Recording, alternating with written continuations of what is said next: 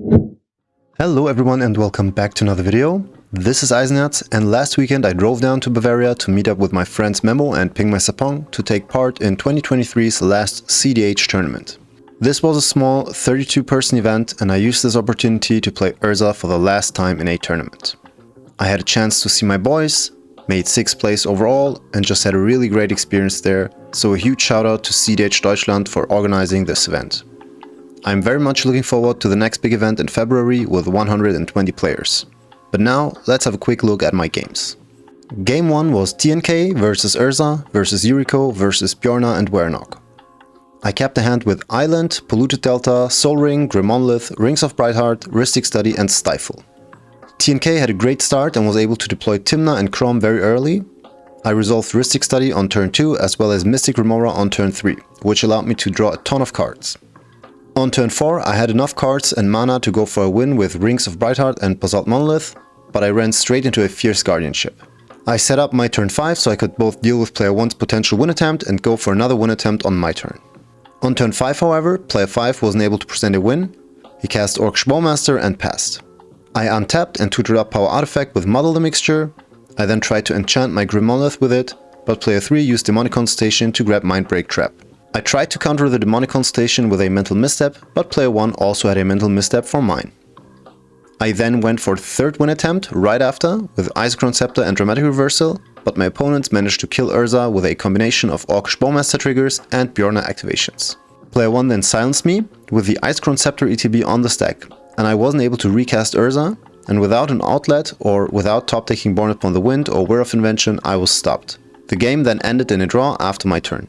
This was incredibly clutch. I mean, 3 win attempts in 2 turns with counter engines and interaction in hand. Just not the correct counter spells I would have needed. Game 2 was TNK versus Yuriko versus Breya versus Urza. I was last and had to mull down to Island, Chromox, Muddle the Mixture and Fellwar Stone.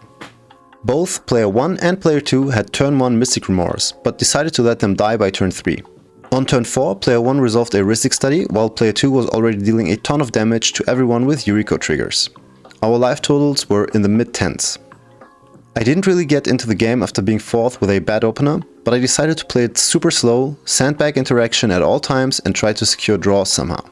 On turn 5, player 2 went for a win by manipulating their top deck to deal lethal damage to the board with Yuriko triggers, but was stopped by player 1 and player 3.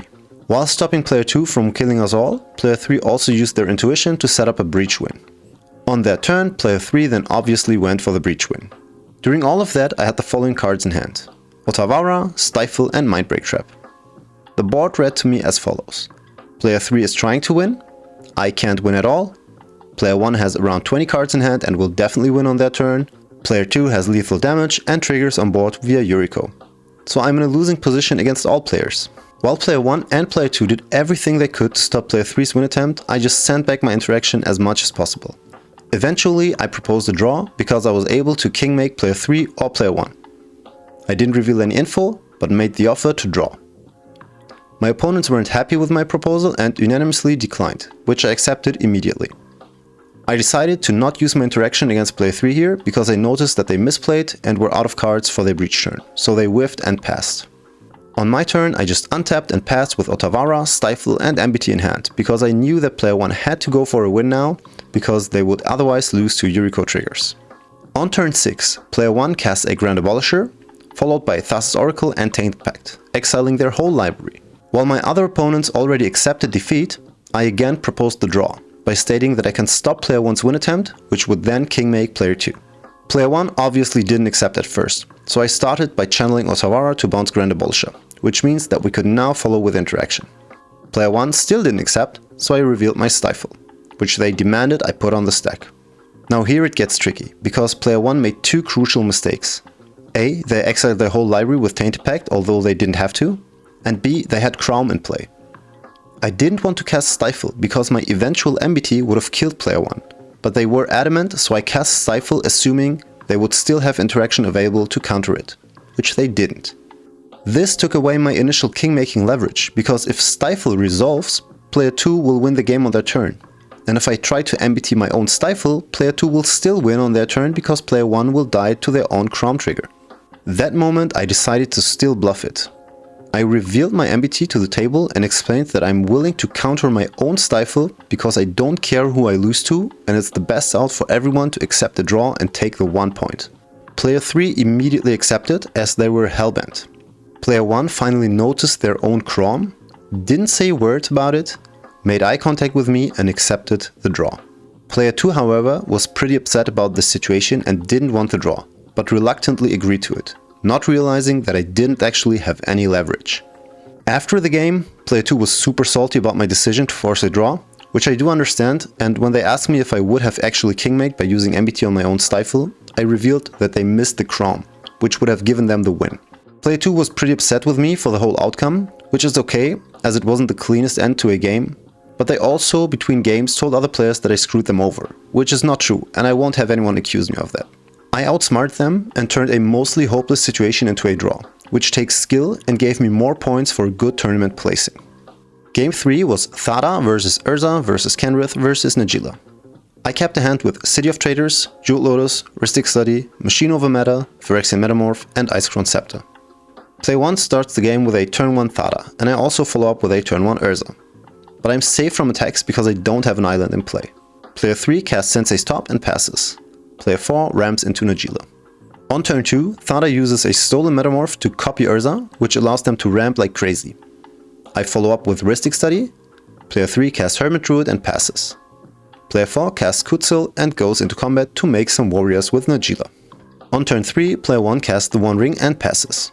I copy the One Ring with my own Metamorph and deploy a Spells Guide, which is great against Twiddlestorm and the Revi. Player 3 doesn't take any relevant game action and passes.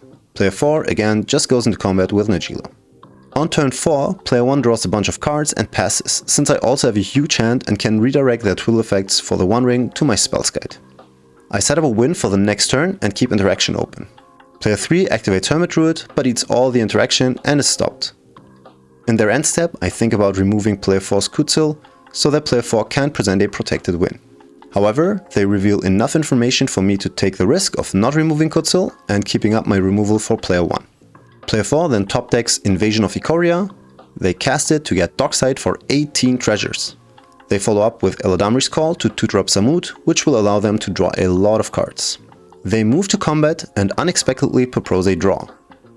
Although it looked like the win was inevitable, their actual chance of winning on the spot was fairly slim. Player 3 stated that they were willing to kill themselves at instant speed to not be available as an attack target. Player 1 and I had blockers available, and player 4 would need to activate Najeela at least twice to get through, draw enough cards of Samut, and hopefully find the perfect cards to still present a win on their turn with the 3 treasures they would have left. Player 4 also couldn't interact with player 1's or my inevitable win attempt in a meaningful way, as we both had huge hands, draw engines in play and combos ready. Player 4 therefore decided that it's best for them to propose the draw and take the 1 point instead of hoping to find the perfect cards. Not wanting to take the risk ourselves and facing a game plan we couldn't interact with anymore, we all accepted the draw. In retrospect, I should have definitely removed Kutzil on player 3's end step, because letting a 5-color deck untap with a Grand Abolisher effect in play is never a good idea. We even played it out after accepting the draw, and player 4 would have actually won the game with an extra turn spell they would have drawn as one of the very last cards Samut gave them in the 3rd combat step. Very clutch. So at this point I had 3 draws, no wins and no losses. I felt good about my performance overall, although I was a little sad about not getting the win in game 1.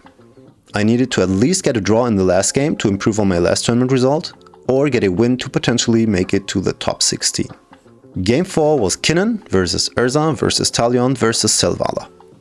I kept in hand with Ancient Tomb, Mox Diamond, Rhystic Study, Force of Negation, Phyrexian Metamorph and Reshape.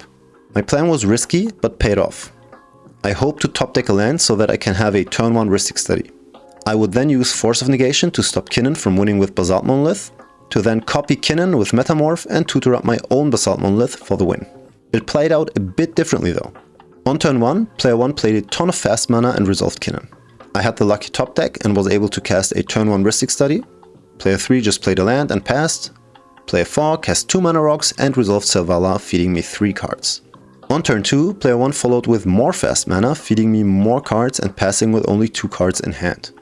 I then copied Kinnan with my Metamorph and cast Urza. Player 2 cast some rituals to ramp out Talion, also feeding me more cards. On turn 3, Player 1 used Gilded Drake on Selvala and also has enough mana open for the first cannon activation, but only flips into a mana dork. I set up my win attempt for turn 4, which would have been a reshape into Basalt Monolith, and I then pass my turn. Player 3 then casts a Toxic Deluge for X equaling 3, sending both Kinnan and Selvala back into the Stone Ages, but also messing up my game plan. However, I still had Urza and would have untapped with 15 mana and a ton of cards in hand, including Hullbreaker Horror, so I decided to let the Toxic Deluge resolve. I assumed player 3 wasn't expecting me to go for a win on turn 4 and wanted to steal my commander, which is why they didn't cast Toxic Deluge for X equaling 4. Anyway, player 4 just recasts Selvala, feeding me more cards, and passes. On turn 4, player 1 recasts Kinnan, pays for my study, and passes with 2 or 3 cards in hand. They don't seem to have any interaction, as they would have certainly countered the Toxic Deluge if they could. So my biggest concern at this point is what player 3 will be able to do to stop me.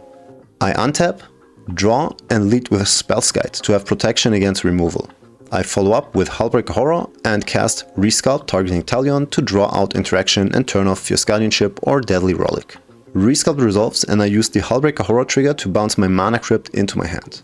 I then present a loop for infinite mana with Urza on the board, and with no interaction left in the pot, it is a clean win. GG. This was my last game for the tournament, as with 32 players there are only 4 rounds of Swiss and an immediate cut to the top 4. However, I made top 16 and placed 6th overall. In conclusion, my deck list performed just the way I wanted it to. This version of Urza plays much more efficiently into timed rounds. You top deck better, you can use the windows much more efficiently to present wins more reliably within time, and you don't suffer too much from opponents' misplays. Although the list is definitely not set in stone, the approach really speaks to me and is definitely my new take on tournament Urza deck lists. Cutting the slow stacks pieces for cheap interaction and removal was a good call. Cutting Bribery and Acquire felt good as well, because those cards were always a tad too expensive to have a huge impact. But most importantly, adding more combo lines and tutors paid off big time. I think I played extremely tight during the whole tournament. I couldn't think of any obvious misplays I made, except for maybe the Kutzil situation, but I had to take that risk to be able to deal with player 1. I mulled aggressively for draw engines, kept solid hands, played towards my outs, always kept interaction available, sandbagged like crazy and didn't punt at any point. I made the best of any situation and politicked well.